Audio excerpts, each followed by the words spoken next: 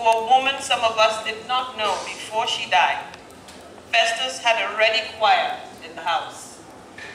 Some songs of the Ever Hymn book I got fascinated with because he taught them to us. His easy lifestyle masked a steely character that often posed disciplinary problems to our parents and his school authorities. His defiance of authority made him popular with the downtrodden. Our father had a hectic time with him and with us, his followers. We were often woken up and caned in the early hours of the mornings for transgressions of the previous day, which we thought had been forgotten or forgiven. The traditional village family setup required unquestionable obedience to elders. Questioning orders compounded one's crime. On one occasion, our father asked Festus to go on an errand to Huahue, a town about 10 miles away on a road that was an apology for one at the time. He was to ride the bicycle our father had bought for us, a rare privilege in the village in those days. Festus refused to go because he had just returned from there, having braved the terrain. Our father decided to whip him with a broom, as he often did to all of us. Festus remained unmoved, as our mother cried out to our father to stop, lest he killed him. Try as he did, Festus remained unmoved until our father stopped out of exhaustion, panting for breath. He then sat down and started humming a traditional song as we grinned at his debacle. He realized he had been defeated. His medicine did not work anymore. Festus had become immune to the rod. Then suddenly Festus took the bicycle and ran the errand. He had shown that force was not always the best way to educate kids. Thereafter, our father slowed down considerably in the application of corporal punishment. Perhaps because of the regime under which he grew up, Festus also became much of a disciplinarian himself. When he had finished the middle school of those days, Festus came to teach at the Likpe Mate Junior High School, where I was a pupil. I was not by far the worst academically in class, but Festus caned me endlessly for the least mistake, in the misconceived conviction that you must be harder on those you love. I reported him to our father that he showed cruelty, not discipline. Our father had to rein him in.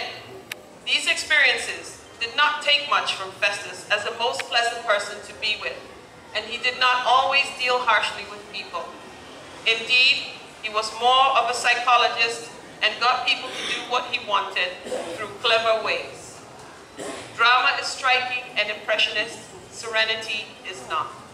The challenges of discipline referred to here may give you the impression that the Asamoah family home was rancorous. On the contrary, it was a harmonious haven of unity, love, peace, pleasure, and progress. Very much the envy of other families. The little rancor there took place because the enlightenment which the quality of education our parents allowed us to have predisposed us to question some aspects of traditional cultural status quo. On one occasion, my mother asked me to adjudicate a dispute between her and another person. When I ruled against her, she was mortified. But with my level of education, I had to decide on the merits of the case without regard to the fact that blood is thicker than water. On his retirement, Festus lived at Huahue and had a younger brother, Vincent, who predeceased him for company. As the surviving brothers after the death of the eldest one, Ehrenfried, the three of us, Festus, Vincent, and I, had a great brotherhood and friendship. After the death of Vincent, Festus lived for the occasions I came to Huahue.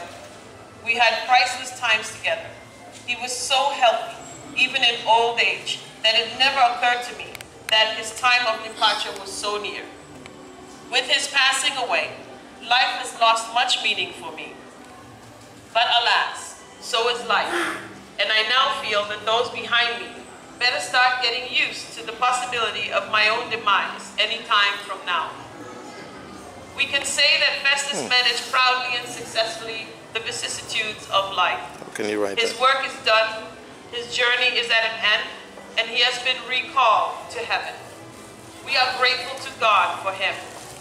May his soul rest in eternal peace, and may it be a source of strength and inspiration to those of us still living. If I have not said Jwe, or Baba, or Mbokwe, it is because I believe that however painful one's sickness before death may be, death itself must be soothing to the victim. A person ensconced in the splendor of heaven must even consider the earth good riddance. It is those of us who live and grieve who need such sympathy. I know it because I had a serious motor accident once, and my body and vehicle were mangled.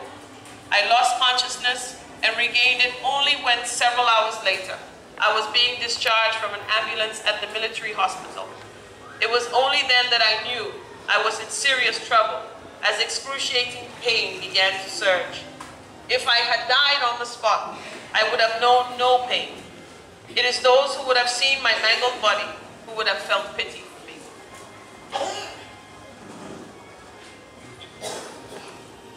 Dear brother, goodbye till we meet again. God bless and thank you.